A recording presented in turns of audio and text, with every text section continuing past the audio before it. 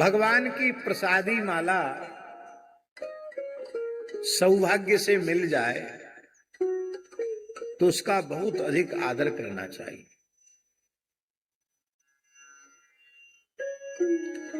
आप चाहें कि हम रत्न वेदी पे चढ़कर भगवान जगन्नाथ का आलिंगन करें तो संभव है? संभव नहीं है ना। पर ये माला जगन्नाथ जी के श्रीअंग से आई है मानो, तो ये तो भगवान का आलिंगन करके आई है कि नहीं? भगवान ने इसको अपने वक्षस्थल से लगाया है।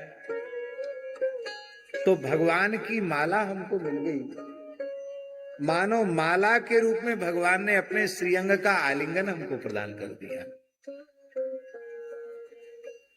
आप चाहें कि किसी संत का आलिंगन करें, संभव है? वो परेशान हो जाए, आप आलिंगन करें और उनको तकलीफ हो जाए तो ठीक नहीं। हाँ, वो बड़े हैं, वे स्वयं आपके ऊपर कृपा करके आपको हृदय से लगाना चाहें, बात अलग है। हम तो दासानुदास हैं, हमारी पात्रता तो नहीं है। पर किसी संत के श्रीअंग की माला मिल गई तो मानो उनका हमें आलिंगन मिल गया। भगवान की माला भगवान का आलिंगन है, भगवान का ही स्वरूप है।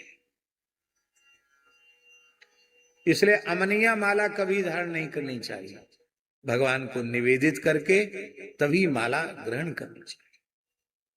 भगवान की प्रसादी माला तुलसी हो, बिल्वपत्र हो, प्रसादी माला हो, इसको यदि लांघ जाए मनुष्य तो आयु नष्ट हो जाती है। हरते लंघनाद आयु, इसलिए भगवान निर्माल्य का लंघन नहीं करना चाहिए। स्पर्शात धरते श्रिया, जो भगवान के तुलसी बिल्वपत्र पुष्प जो भगवान को चढ़ा हुआ है, अर्पित किया गया है, उसको जो अपने पैर के नीचे दबा देता है, पैर से स्पर्श कर देता है, वह श्रीहीन हो जाता है। और यही घटना घट गई। देवर्षि ब्रह्मर्षि भगवान दुर्वासा जी रमा वैकुंठ भगवान का दर्शन करने गए, भगवान की स्तुति की। भगवान ने प्रसन्न होकर अपनी कंठ की माला दुर्वासा जी को धारण करा दी। दुर्वासा जी आनंद विभोर होकर, आज भगवान कितने राजी हो गए, भगवान ने अपने श्रीअंग का प्रसाद हमको दे दिया। उसी आनंद में मग्न दुर्वासा जी महाराज आ रहे थे, स्वर्ग के निकट से निकले तो ऐरावत हाथी पर बैठकर इंद्र विचरण कर रहे थे। उन्होंने देखा कि दुर्वासा जी महाराज हैं। महाराज, वैसे लोगों को प्रणाम करने में श्रद्धा थोड़ी कम होती है, लेकिन दुर्वासा जी जैसा महात्मा हो तो डर के मारे भी प्रणाम करना पड़ता है, कहीं प्रणाम नहीं करें पता नहीं क्या बोल देंगे। इसलिए ये भयजनित श्रद्धा थी।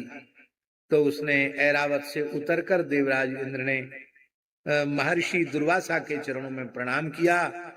दुर्वासा जी प्रसन्न हो गए। महात्मा लोग पैर के बहुत कच्चे होते हैं, कोई प्रणाम कर दे बस द्रवित हो जाते हैं, प्रसन्न हो गए। अरे वाह, देवताओं का राजा, इसमें कितनी विनम्रता है, इतनी श्रद्धा से मस्तक टेक करके प्रणाम कर रहा है।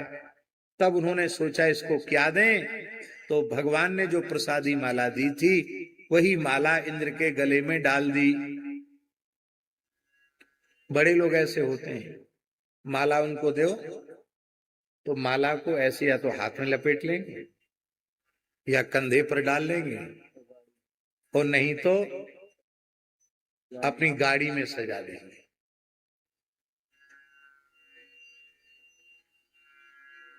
ऐसा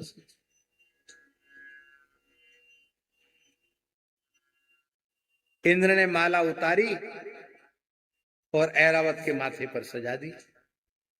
ऐरावत को लगा कि मेरी खोपड़ी पे क्या धर दिया।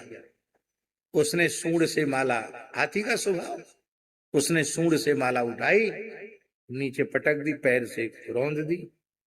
भला भगवान की माला का इतना भयंकर तिरस्कार उन्हीं के नेत्रों के सामने हो जाए ये दुर्वासा जी कैसे सहन कर सकते थे।